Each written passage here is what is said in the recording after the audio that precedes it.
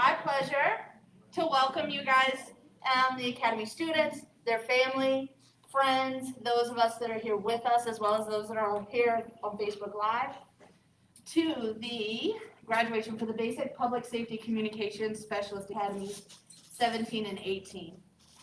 To begin the ceremony, I would like to introduce Chaplain Walter Satchel. He's going to begin our ceremony with an opening speech and prayer. What's in that glass? Better be water. That's water.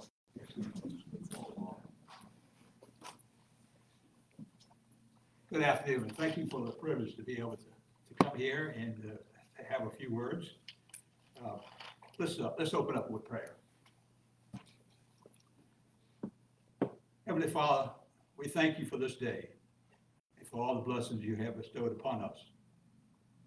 We thank you for those assembled here this afternoon as we celebrate their advancement and graduation for Basic Telecommunications class.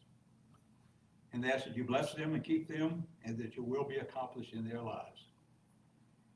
We thank you for the weeks the class has been together, for the good times and the friendships, and the instructors and teachers that have given of their time and talents. Father, dispatching is not a job, but a calling each one here today has answered. We thank you for them and ask your guidance upon each one as they start out in this new and exciting career. In the name above all others, I pray. Amen.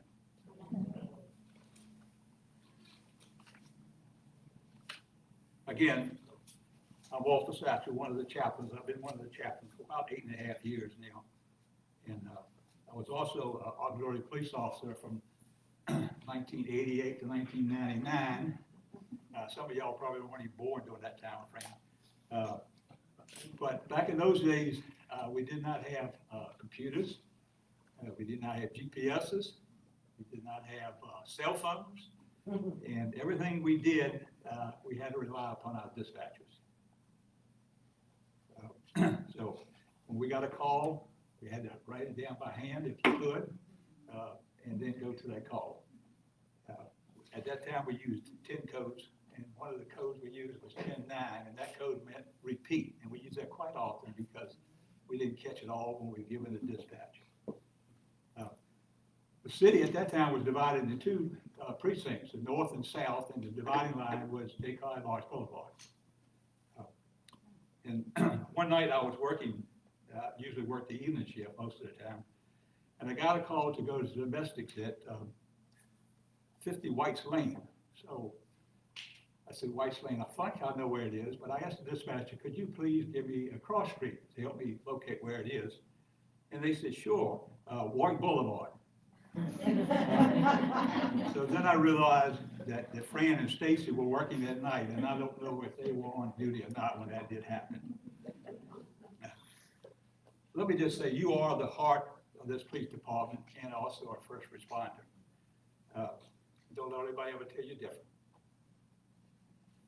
My 11 years on the department helped me realize how important you are to this police department, to the city, to the fire department, to get officers and the fire people where they have to go and get them there safely. And also, as a chaplain, I want to let you know that we have a program called the Listening Ear. And the Listening Ear is nothing more than what it says. If you ever, in your type of work, is going to have stress and concerns and worries, if you call up a chaplain and say, I'd like just to talk with you, okay? Now, Listening Ear is a program where you can come and listen, and I'll listen, and I'm not going to give you advice. I'm not going to give you directions unless you want it. But it just allows you to be able to get what may be on your chest off. I just need to speak to somebody. And any language you want to use is okay. We probably haven't heard anything that you can use that we haven't heard before. So sometimes you just need that. So I just want to let you know it is available. All you have to do is call one of the chaplains. And I think in dispatch you have a roster of the chaplains. If not, we can get you one, and we can meet you anywhere you want. If you want something private somewhere, wherever it is you feel comfortable with, to share that. So that is available. I have a speech I'd like to read to you. It's a little bit long, and I've used this before, but it's been the best example to me of how you as dispatchers, telecommunicators, are valued by the police department. It's written by a chief, Thomas Wagner, who is the chief of police, and he was a landlubber, Loveland, Colorado, excuse me. And it goes like this. It says, someone once asked me if I thought that the job of receiving emergency 911 calls was a profession. I said yes, and so is dispatching law enforcement, fire and rescue, EMS units to those calls. I have found in my public safety career that dispatchers are the most unsung heroes in public safety. They miss the excitement of riding in a speeding car with lights flashing and sirens wailing, and they can only imagine flames and dense smoke coming from a burning building. Nor do they get to see the joy in the face of a worried parent as the child begins to breathe on its own after giving CPR instructions.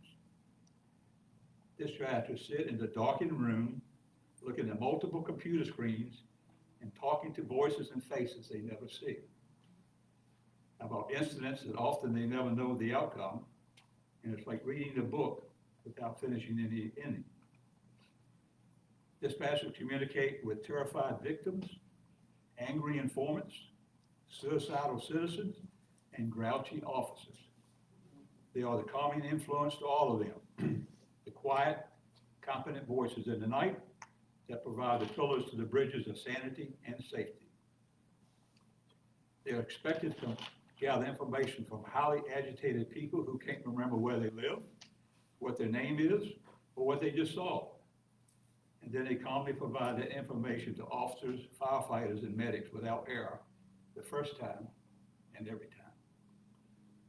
Dispatchers expect to do many things at once and do all of them well. While questioning a frantic caller, they must type information to a computer, alert another dispatcher, put another caller on hold, listen to an officer request a check on a license plate and a traffic stop, or a firefighter requested a hose line be charged.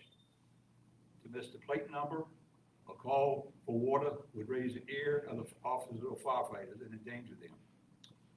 The officer and firefighter will never know what the dispatcher goes through. Dispatchers have two constant companions, elder dispatchers and stress. They depend on one and try to ignore the other. They are chastised by upset callers, taken for granted by the public, and criticized by units whose safety they hold in their hands. The rewards they get are infrequent, except for the satisfaction they feel at the end of a shift, having done what they are expected to do, to be professionals. Dispatchers come in many shapes and sizes, all races, both sexes, and all ages. They're blondes, brunettes, redheads. They are quiet and outgoing, single and married, plain, beautiful, or handsome, no two are alike, and yet they all are the same, dedicated. There are people hired in a very difficult hiring process to do an impossible job. They are as different as snowflakes, but they have one thing in common. They care about people and enjoy being the lifeline of society, that steady voice in the storm that knows how to handle every emergency and do it with style. Dispatchers play many roles. You're a therapist, a lawyer, a teacher, a weather forecaster, guidance counselor, psychiatrist, a minister, secretary, supervisor, politician, and a news reporter, all rolled into one. Few people must jump through the emotion hoops of the trip through day at work as they handle the joy of one caller's noisy birthday party, to fear of another caller's burglary in progress, to another caller's fire in the bedroom, and next to an angry neighbor whose driveway is blocked by a parked car, followed by a person who's attempted suicide. Then to the report of elderly person that's been struck by a car, all in a 2-minute time frame. What a job. This emotional roller coaster comes to a stop after an 8, 10, or 12-hour shift. Then they will walk to the car with steady feet and no creasiness in their stomach because they are dispatchers. If dispatchers hold their emotions in, they are called indifferent. If they talk about it, they're called a whiner. If it bothers them, it adds more stress. It doesn't bother them, and they question themselves, wonder why. Dispatchers are expected to have the compassion of Mother Teresa, the wisdom of Solomon, the interview skills of Oprah Winfrey, the gentleness of Florence Nightingale, the patience of Job, the looks of Faith Hill or George Clooney, the voice of Barbara Streisand, the knowledge of Einstein, the answers of Ann Landis, the humor of Jay Leno, the investigative skills of Sergeant Joe Friday, the faith of Billy Graham, the energy of James Braille, and the endurance of the ever-ready Buddy. Is it any wonder that so many drop out while in training? It's a very special and talented person who can do this job and do it well. The recognition is well deserved. It is sufficient, but it is sincere. It takes a person with unique skills to be a dispatcher. I admire you and thank you for the noble, if thankless job you do. You are truly heroes in a very special way, and we are appreciative and proud to know you, to work with you, and to salute and recognize you. We have a police chief, excuse me, we have a police chief that thinks the same thing about dispatchers. And we're very, very fortunate to have that, and we thank you, Chief. And he will support you in any way you need. A young lady was leading a session on stress and worry to a group of people. And she took a glass like this, and she held it up. And can you guess what the class may have asked, the question that she may be going to ask them? Is glass half full or half empty? Wrong. Let me ask you another question. Any guess of how much this glass weighs? Just throw out, it's 3 ounces, 4 ounces, 5 ounces. Okay. She did this to the class, and she replied that absolutely weight doesn't matter. It depends on how long you hold it. If you hold it for a minute, she says, that's not a problem. If I hold it for an hour, my arm is probably going to ache. And if I hold it for a day, you're probably going to have to call an ambulance to take me to the hospital. In each case, the glass weighs the same, but the longer I hold it, the heavier it becomes. She continued, that's the way it is with stress and worry. If we carry our burdens all the time, sooner or later, if the burden becomes increasingly heavy, we won't be able to carry on. As with a glass of water, you have to put it down for a while and rest before holding it again. When we refresh, we can carry on with the burden. Holding stress and worry longer than better each time, practice. So as early in the evening as you can, put all your burdens down. Don't carry them through the evening and into the night. Pick them up tomorrow. Whatever burdens you're carrying now, let them down for a moment. Relax. Pick them up later after you're rested, because life is short. And we need you. And thank you again for all you do. You all heard with the thin blue line, and even the thin red line for the police and the fire. I got a little flag here. Because between the thin red line and the thin blue line of public safety lies the thinnest gold line. The gold line represents those who rarely are seen, but mostly heard, dispatchers, the calm voice in the dark night, the golden glue that holds it all together. Again, thank you all so much for what you do.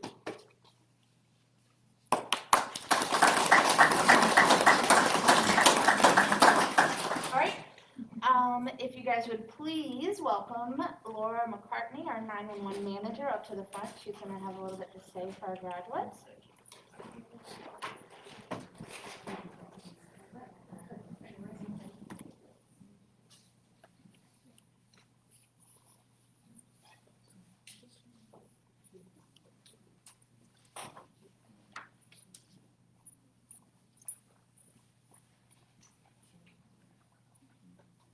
Thank you, Captain Satchel.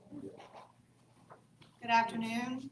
I'd like to welcome and thank everyone for being here today to celebrate our graduating class BTA of 17 and 18. As I was reflecting on the past year, even the past several months, I wanted to say I'm incredibly proud of our training coordinator, Stacy Eastet. She has worked effortlessly conducting 4 Basic Telecommunicator Academies while ensuring our training standards are met for all team members in the center.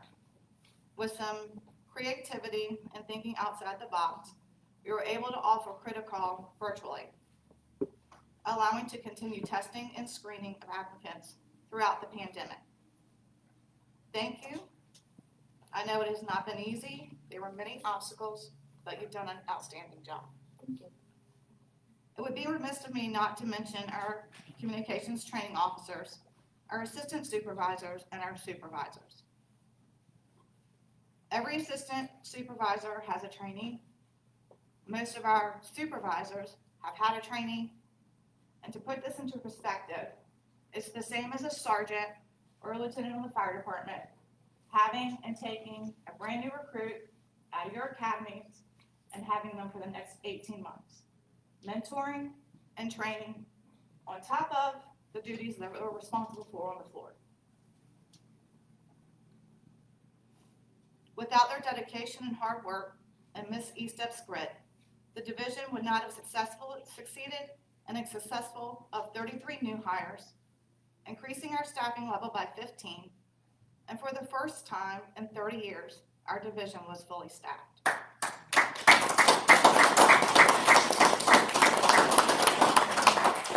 I would just like our CTOs, supervisors, and assistant supervisors to please stand for a minute.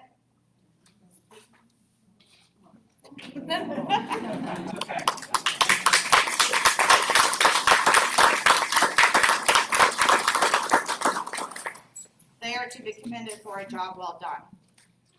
And to our newest team members, it has taken you months to get to this point. With critical testing, interviews, background investigations, did you ever think a start date would come? And then it happened.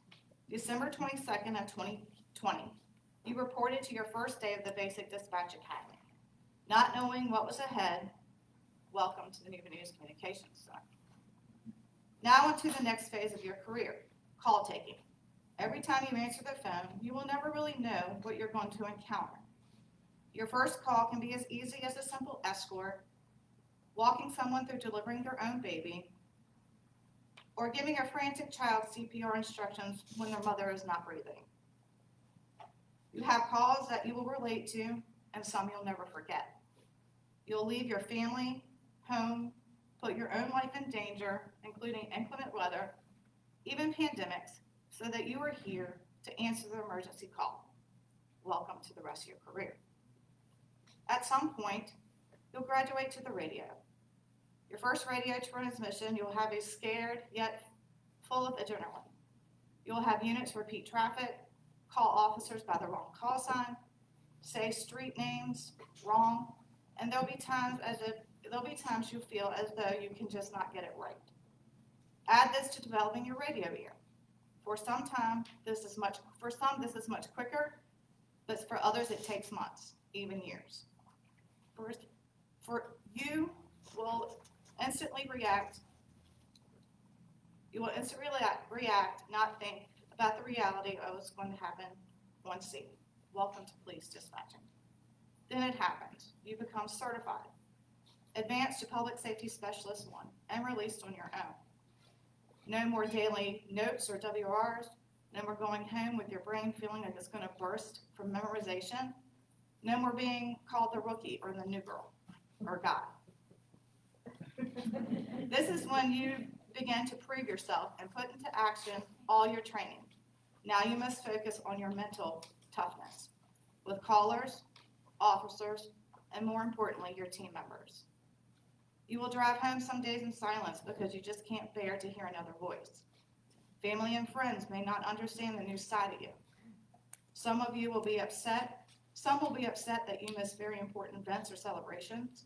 Some will try to make you feel better when you tell them that you've heard someone take their last voice on the phone with you today. They mean well, but they will never understand that feeling. Welcome to your profession, Public Safety Specialist. Months pass and you will eventually find yourself a couple years in this crazy career. You will find things easier, however, don't be mistaken. as soon as you start to feel comfortable, something new will come along. You will be required to continue to train as the world changes on an almost daily basis and can affect on how you do your job. You will develop friendships with those sitting in the same room as you, and you will hear and those you hear on the radio, and you will always have their six.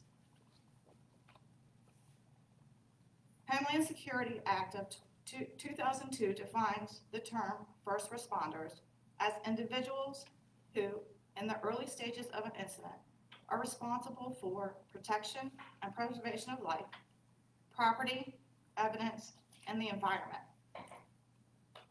Who better, by this very definition, can be considered a first responder than a public safety specialist, who are the first point of contact in every incident, from answering the call from the citizen to creating the record in our CAD system, with the first keystroke to sending out the first wave of help, all while providing life-saving instruction. Remember, we might not be the first to arrive on scene, but we are the first contact, the vital link to the citizens of Newport News, who we speak to on possibly their worst days. This profession is a calling, and it will change you in ways you never thought. They say the average person makes 3,500 choices a day. Coffee, no coffee, what color shirt am I gonna wear, what am I gonna have for dinner? I wanna thank each of you for making your choice, for choosing Newport News Communications Center and making it your home. Thank you for choosing to serve our first responders and the citizens of Newport News. We are pleased to welcome you to our family, the thin line, gold line that holds the red, white, and blue together.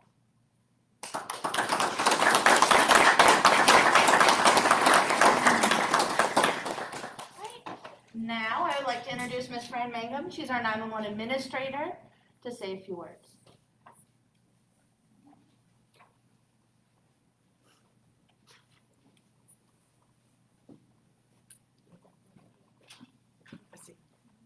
Well, welcome everybody, family, people on Facebook, and our new hires. I as well want to thank everybody that's been in the training program, from newer CTOs like we've got one over here, Elizabeth, she's doing an awesome job, to people that have been doing it for years. And as well, like she said, this is the first time that we've had supervisors have to take the overflow of people. And that's all because somebody had a goal that we were going to meet our overhires above what our staffing should be. So that was a challenge, just like Laura had said, and Stacy and her worked diligently on it. I want to thank Stacy because she does an awesome job. I think she has really moved us forward in our training program, and Laura as well, because she's my right hand and she's also assisting Stacy. They're both so valuable to me. COVID was hard to work through, so they did that. But like I said, I want to welcome all of you coming aboard for choosing public safety. It's actually a great choice of a career. As you progress through probation, you're going to experience things like Laura has said. This is a job like no other. You're going to be in conditions like no other. And you're probably going to be, as you're mentored, you probably have never been in a job that you were so close, one-on-one, somebody teaching you along the way, you mimicking what they say, and every tool that you need, these folks are to give you to succeed. Just like Laura said, when you do CPR and save a life, you're going to be elated. And then something sad will happen, and then you're going to fall. That's what your team members are there for. And as well as we have a program called CISM. Chaplain Satchel's a part of it. It's a critical incident stress management team. We have several dispatchers on it. I'm a leader of one of the groups. So you can speak to any one of them. You can speak to any of us when you feel that you need to, because you don't want to stay up here because you're soon going to have something else to do. In the years that I've been here, and he told you I worked with him, I've been here 32 years. I love my job. I love this city. I grew up in the city. But we have never experienced a pandemic like this. I think the biggest event that we had in the past was the shipyard strike back in the 90s. We worked through that. We kind of felt like we had to just be there. Hurricanes are a big event as well, because you might have to pack up your food, come and stay and sleep. We never had to do that yet, but you never know with it coming up again, because we pretty much missed all of it so far. Let me see. Through the COVID, not only were our dispatchers concerned about the first responders, we did change our protocol of the information we took, how we disseminated to them to make them safe. But our biggest concern in the center was the safety of our people, because knowing that they all have family members to go back home to that they're worried as well, that was a more stress factor on them while they were working. So they managed to pull through that really, really well, keep each other safe, do what they could to keep the center moving on, and they did a tremendous job in doing this. It's been about a year. There's been some things that we wanted and we didn't like because it was a big change, like these big plastic screens in between the two of them when they could use, talk to each other, because we're in a very small area and we're back to back only a couple feet apart. So the one day that we can get rid of the mask, we're gonna be happy about that. But once again, I wanna thank everybody for coming. The Academy did well. We love the Academy. It does great for us. But I'm not gonna stay too long because we have some other guest speakers that may. So thanks again for speaking with us, and I'll go from there. You guys have a great day.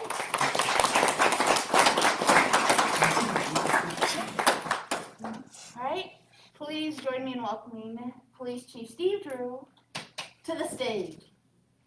It's not a job. Where's Laura at? You said 35,000 choices a day? I want you all to know, I picked this outfit out especially for you today. Are we streaming live, Jamie? Yes. So we have people watching us that aren't here? Yes.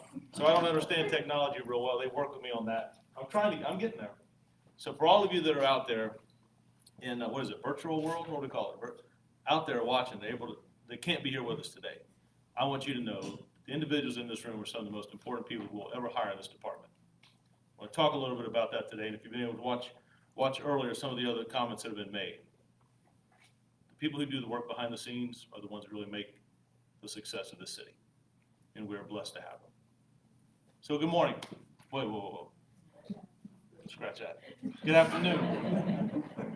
I would stand behind this podium. You all hear me okay in the back? No? Yeah? What? Let's try this again.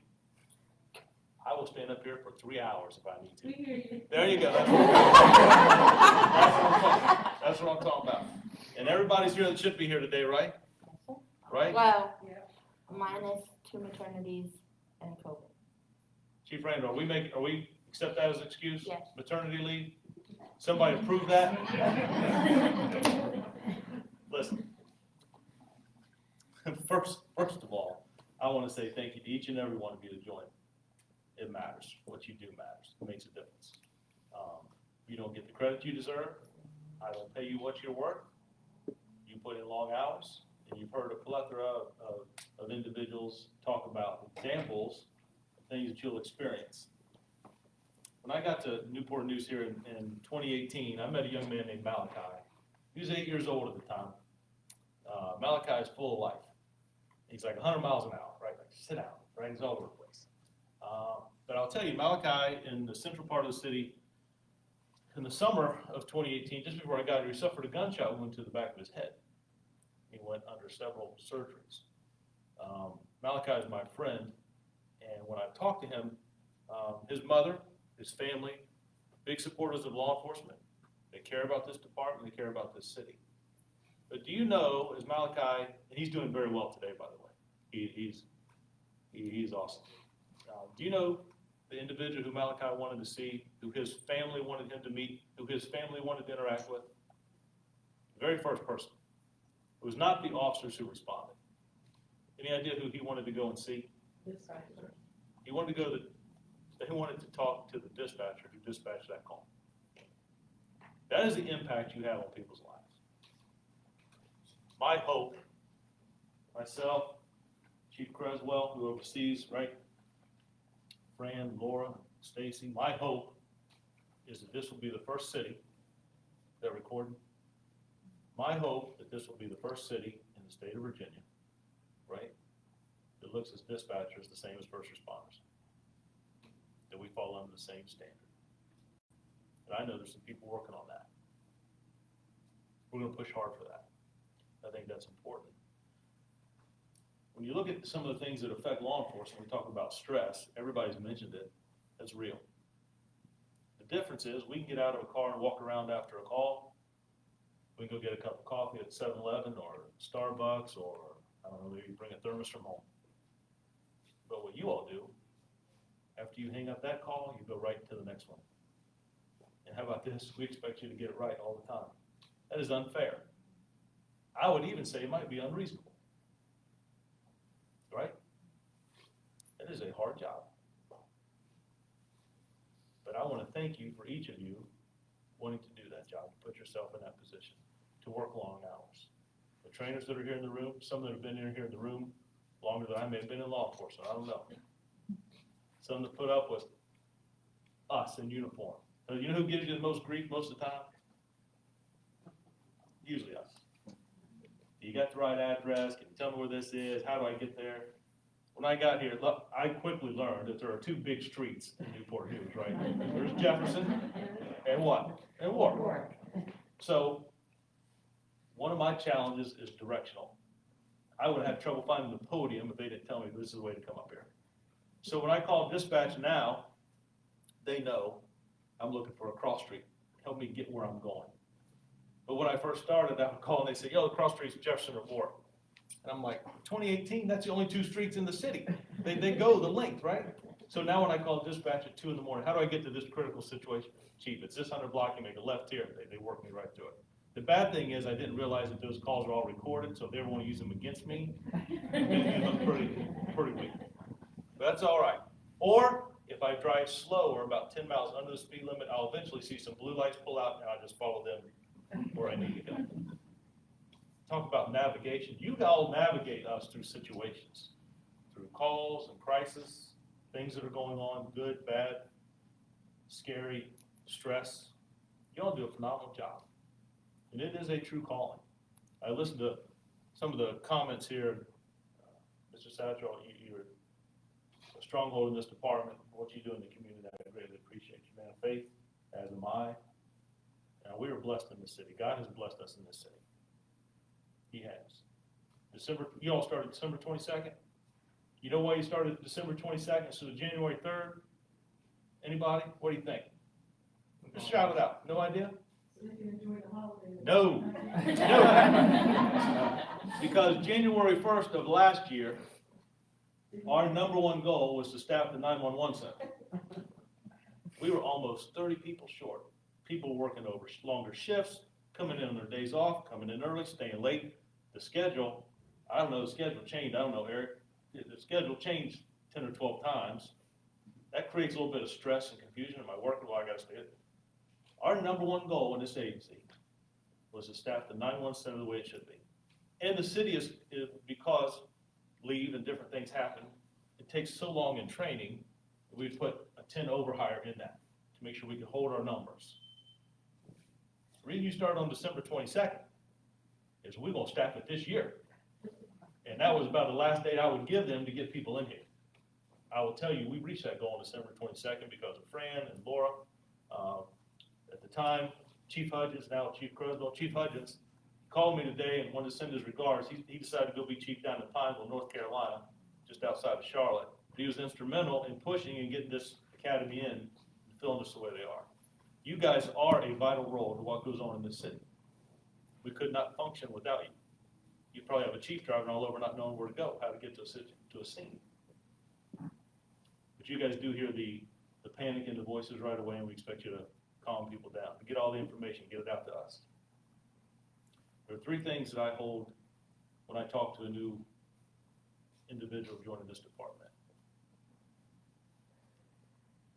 First is I'm going to run this department like a family. That's what we're going to focus on today. The others are going to be community oriented, and the third is we are going to be the police department in the city of Newport News. But the first is, and that's what I want to spend just a few moments on today, is the health and wellness of this organization. That you all matter to me. Your families matter to me. There's a reason it was the number one priority to staff it the way it should be, because I was tired of the way we were working. I was tired of the way I was working here. I was tired of the different hours you had to come in on your days off and the hours you had to spend over. It's important to me and my partner, Chief Johnson, that we have got the best 911 operating center in the state. I don't know how many you'll find that are fully staffed. It is my commitment that we stay here. But you matter to me. Your families matter to me. Your significant others matter to me. You are not just a number here. You are not just an individual, a unit number that sits behind a screen, answers calls for 8-10 hours, and then goes home. You're an individual. You're a person. You contribute, and you make things better, and you make things better in this city, and the 189,000 citizens who live here depend on you, as do I.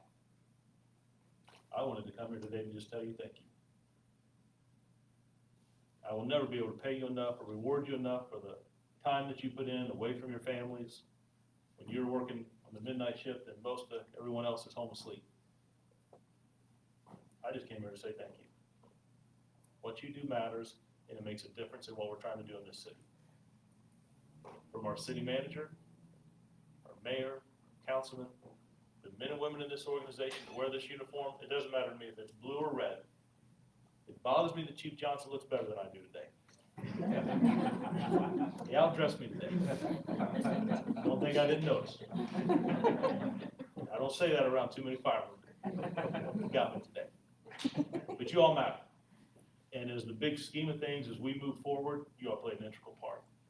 I am honored and thankful that each one of you joined this agency. And I promise my commitment to you is to let you know that you always matter. Is that fair? Thank you for what you do. Thank you for being here today. Congratulations on your graduation. You earned it. And for the trainers that are going to work with you for the next, what do you say, 300 months? 18 months, 18 to 24. I appreciate you. It is important that you invest in the people that you're working with, that you're training. They rely on you, right? Someone trained you. And if there were things when you were going through training that, man, I wish, change it. Do it different. Think outside the box. Spend some extra time. Invest in the people. No one is ever going to remember, I tell officers all the time, you're not going to remember the number of arrests you make, you're not going to remember the number of traffic tickets you write, but you will remember the lives you impact. And every single police officer, from the newest one we have getting ready to graduate, to some of us officers who've been around here for a while. Chief Grin said, I'm just saying because you're the most senior in the room, right? I would dare say that Chief Grinstead and Captain Bradley could tell you who their field trainers were. They may not be able to tell you everybody they worked with through their 50, 60-year career, but they will tell you who field trained. So to me, those that are doing training, you have an impact on the individuals you're about to take responsible for. Invest in them. Make sure that they thrive. You think something was done wrong before, fix it. I appreciate you guys. I've been up here way too long. I know we got some cupcakes back there in the back. I don't want to hold up anybody else. Thanks everyone for those that couldn't be here. I understand what the restrictions we have. But I'm telling you, this is the best 911, dispatch, telecommunicator, specialist, whatever you need. This is the best individuals that we have in this organization. And I am honored and humbled that they chose to be here with us. So thank you guys.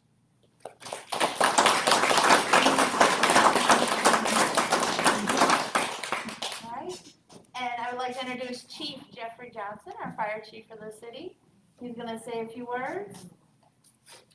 Well, thank you. Thank you. And I appreciate you noticing. I stopped to pick this up and borrow from somebody, but I know you'll get it back.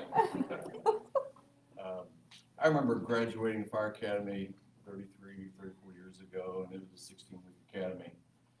And I'm sad to say that back then, discussions about dispatch for the fire department operations was about a 3-hour portion of the entire academy.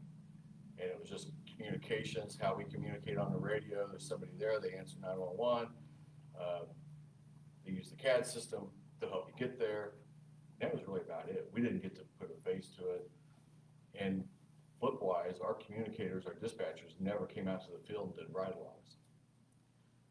So when I got out of the academy, I was assigned to a firehouse in downtown, which the communication center was in our first in district. And you know, new recruit, you're out, you're ready to go to fires or medicals or whatever, you know. And the captain I was assigned to kind of went through what the day routine is going to be, and then he says, and then after dinner, we're going to give you $25, and you're going to Niecy's, and I want 1 pecan and 1 sweet potato pie, and you're going to deliver it by 7 o'clock to the dispatch center. And okay, I've been through the academy, they didn't say anything about this, but I'll figure this out. Direction-wise, I had to ask for directions too, so no worries about that. I had to ask where the communication center was, so we have dinner, and they give me some money out of the house shack, as we call it. Everybody puts in money for the day and do a big meal together, multiple meals. So I run down to Niecy's, which is on the south side of our district, and I get 2 pies. I go up and go to communication center, and I don't know what to do with it, so I'm calling my captain. I'm like, okay, I'm here. First off, they won't let me in the door. They don't know who I am, and I don't have an ID badge. So he's like, hold on. And so he calls a lieutenant who was over the communications and buzz me in. I come in, and he's like, come on in here in this little break room. And I got to sit down these pies. And I looked in across the window, and I could see the dispatchers for the fire department. Police and fire were in the same building, but 2 separate floors. And I could look across the room and saw the 12 to 15 dispatchers in there, and the phones are ringing. And I actually got to spend about 5 minutes just standing there listening to everything going on.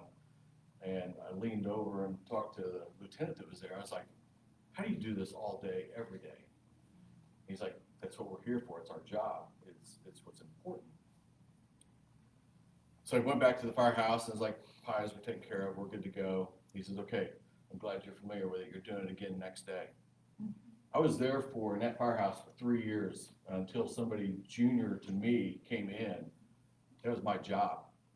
And I thought, my gosh, either this guy is married to somebody up there and I don't know who it is and he won't tell me. He's dating somebody, he really likes somebody, I can't figure this out. And so finally, after about a month, I was like, I don't see any other pies up there. It's just station 8 is buying the pies. What's this about and why are we always doing this? And he said, because they matter. And he had a brother who was actually a dispatcher in another city, and he has a lot of conversations with him about dispatch. He said, they matter, they make a difference. He said, we get to wear the badge, and we get to run around the fire trucks and the police cars and the sirens, and we're the ones that are on the videos that are saving people or doing all these things. He said, without them, we're zero, we're nothing. We don't know what the call is, we don't get the good information, we don't have addresses. He said, they are so integral to us. And so as I've worked my way through the ranks, I've learned more and more how important your position is and what you mean to us out there. And I echo Chief Drew, you are a valuable asset to us. I'm glad you're on their payroll and not the fire department's payroll. But we are happy to pay our fair share. And the men and women that you are joining are among the best, without a doubt. Calm, collected, they get the information, and they deal with our BS, because we have bad days too, and officers have bad days, we have bad calls. We're not very nice on the radio at times, and I will say that familiar voice on the radio and being calm kind of resets us a little bit. We, most of the time, are sent to help individuals who are having a bad day. And I'll be honest with you, I just can't imagine every time you answer the phone, it's somebody having a bad day. And that's what you're dealing with. And that's how important you are, because you are the face. You are the first person that is getting help to someone. When someone is having the worst day, no matter what it is, and you can think of all of them, and you'll have some that when you hang up the phone or you pass it on to the dispatch, to someone else to send out, you'll start laughing. It could be a cat in a tree, someone can't find a remote for their TV, those are all real calls. You'll laugh at some of them, but you are the unseen face to our response system here in the city, and you set the pace and the rhythm for that call going well. So I cannot thank you enough for what you're doing, what you're going to do, your training, preparation. I echo a lot of what Chief Drew said. Talking about training systems and field training systems, things. You see things that you can make it better, do it. And then be prepared to stand up, because as these members of the communication staff stood up to help train you, they're not gonna be there the entire time to do it. Now is your time to start thinking about that and step up and become a member to lead that new group that's coming in behind you, continually to breed that high quality and family environment. Again, congratulations on your graduation. I always hate being last because you're the person that's between someone getting their certificate, a cupcake, and the car. That's the worst place to be. The good news is I'm next. Okay, that makes me feel a little bit better. I'd look on there, my name was the last one, and I thought, oh boy, I don't know whichever order it's gonna be.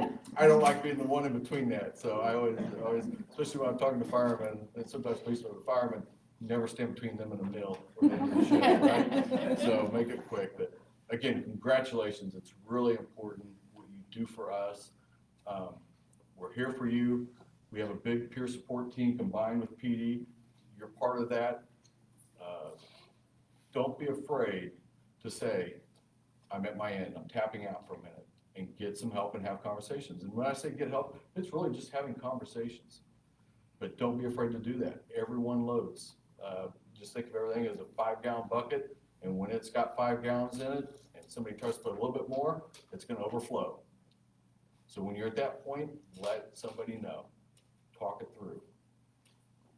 It's gonna be great. We're excited to have you. Appreciate your work that you're doing and that you're gonna do for us. So congratulations.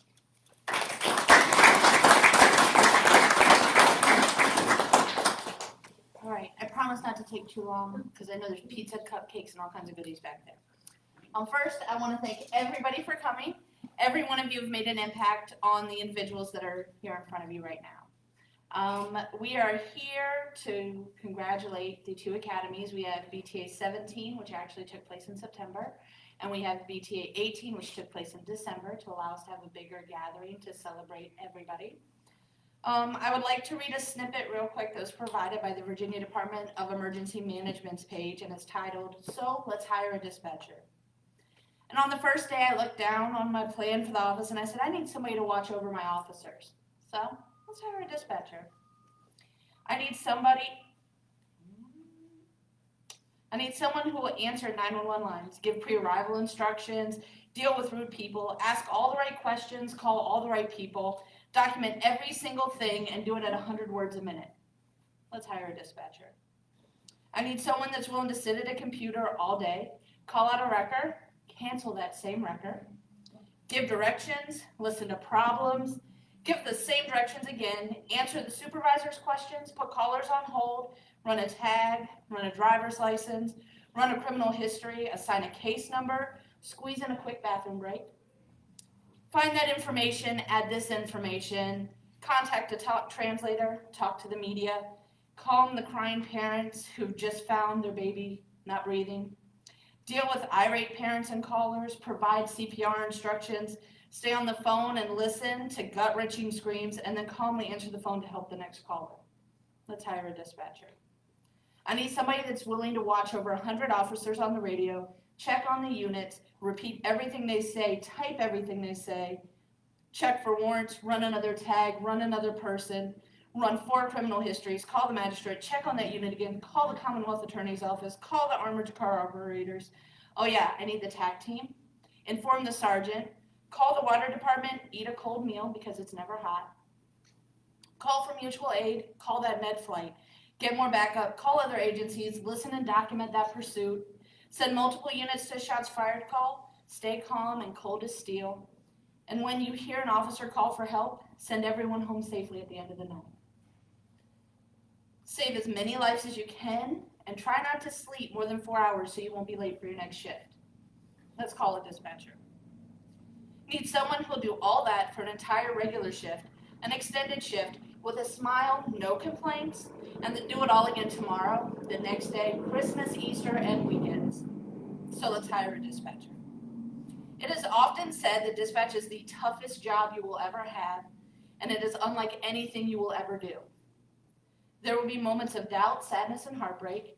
However, that'll be washed aside with the wayside from the adrenaline during a foot pursuit, feelings of excitement as you talk a couple through a delivery because the medics didn't arrive on time, or when you provide life-saving CPR to somebody and you can hear their loved one take that first breath. It's been said a good public safety specialist will make a job look easy, They're a facilitator who supports a team effort without fanfare. And they will most often be like the conductor of an orchestra, bringing all the elements of the piece together in a coherent fashion, but not making a sound themselves. Keep in mind that we all make mistakes, and they are to be learned from. This career path is one that is not always easy, but it is always worth it.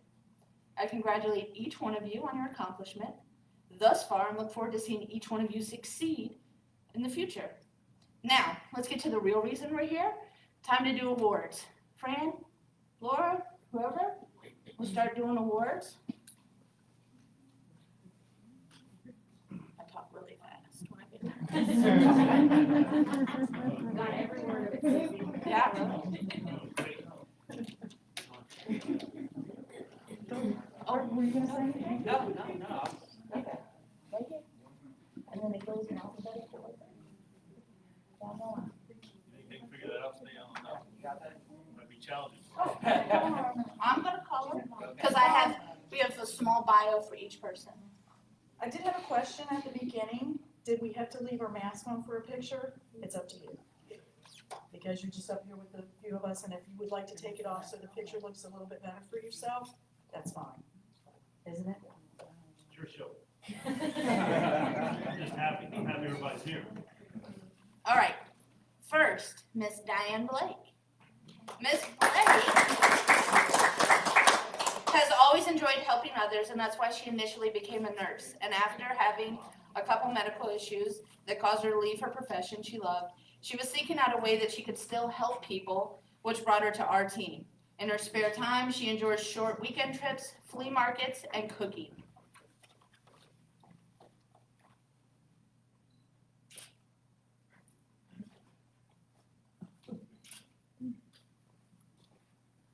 Get him sent on.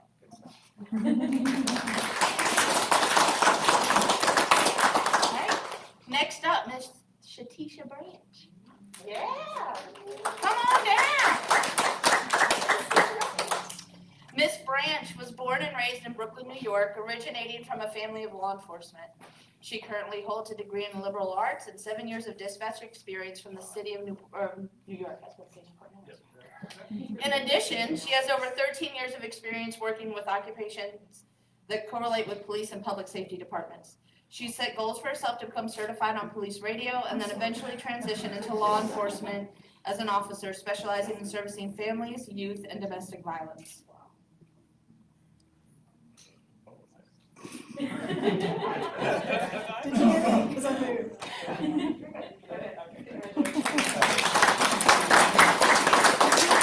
I apologize for that. It was turned up down.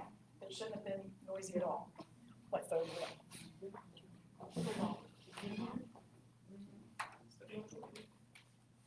You want me to come up? Absolutely. If you want to come up with your Tony Cataldi is accompanied by her family member, mother, yes, please. Joan Cataldi. Yes, ma'am. Tony was born and raised in Newport News. She's currently in her second year at St. Leo University studying psychology, and she hopes to pursue a career in the criminal or military psychology field.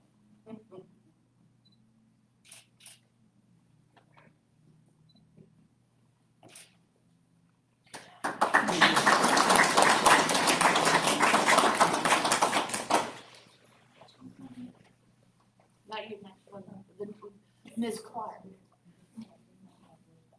Ms. Clark, Latoya Clark, is here, accompanied by her sister,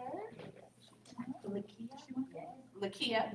Ms. Clark, I wanted to make sure, I didn't want to say it and butcher it. Ms. Clark is from Danville, Virginia. She's a graduate of Old Dominion University. She comes to us with a background in counseling and psychology, and she has a current goal to finish her master's to become a therapist. You stay with us to be our therapist. While employed, she plans to obtain certification within police dispatch, hostage negotiations, tactical operations, and handling suicidal crisis response. And her goal is to deliver a baby on the phone. It's a good goal. Yes, it is. Next is Miss Cunningham. Miss Kimberly Cunningham. She's a transplant from North Carolina. Kim has lived in Newport News for over 20 years. After working as a software engineer for several years, she finally decided what she wanted to be when she grew up and applied for the public safety specialist position. When not working, she likes to read, spend time with her family, be outside, preferably near water.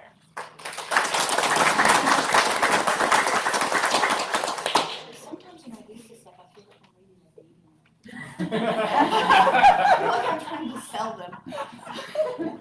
Next up is Samantha Liebold. Ms. Liebold is accompanied by her father, Come on down. Yeah, come on. retired Fire Chief Scott Liebold. Oh, wow. She was raised in a small town.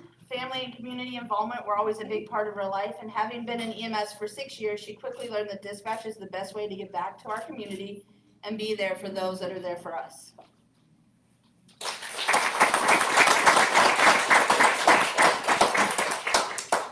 Next up is Brandon Matheny. Brandon is a Newport News native who graduated from Woodshead High in 2015. He joined the department to give back and help the community with a goal to one day join the police IT department. That's good to know. I was gonna say.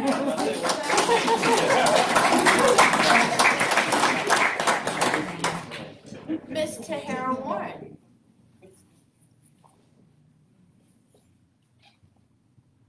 Miss Tahara Warren came to Virginia from Georgia for a change of scenery and a new start at life. Her motto, you never know what you're missing out on in life until you actually get up and explore different states, cities, and sites. Ms. Warren chose this profession because she has a passion for helping others in need. No matter the situation, as long as she knows she's able to provide some type of assistance, it makes her feel great knowing she was able to help.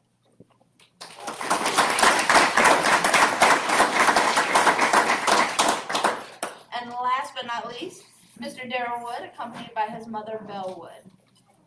Darrell was born and raised in the Hampton Roads area. He graduated from Peninsula Catholic High School, and he's currently attending Virginia Wesley and getting a bachelor's in business. He's honored to be starting his career with the Newport News Police and Fire Dispatch Team.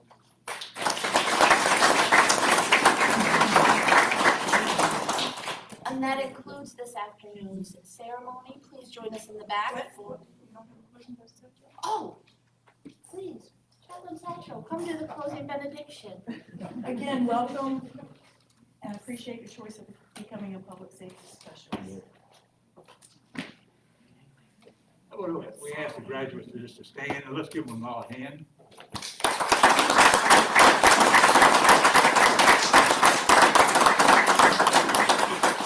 Thank y'all so much. Again, thank you for letting me be a part of this wonderful ceremony. Let's have a prayer. Our most gracious Heavenly Father, we thank you for bringing us to this telecommunications graduation. For each and every family member and friend present. May God's blessings follow you all as you find new journeys to travel. May you walk safely along the pathways of your dreams. May his gentle hand guide the decisions you will make and the passions that you follow. May your hearts and lives always reflect his love and truth. And may hope be a light within you that you carry into each new day. Amen. Amen. Now, try again. Please join us in the back for refreshments.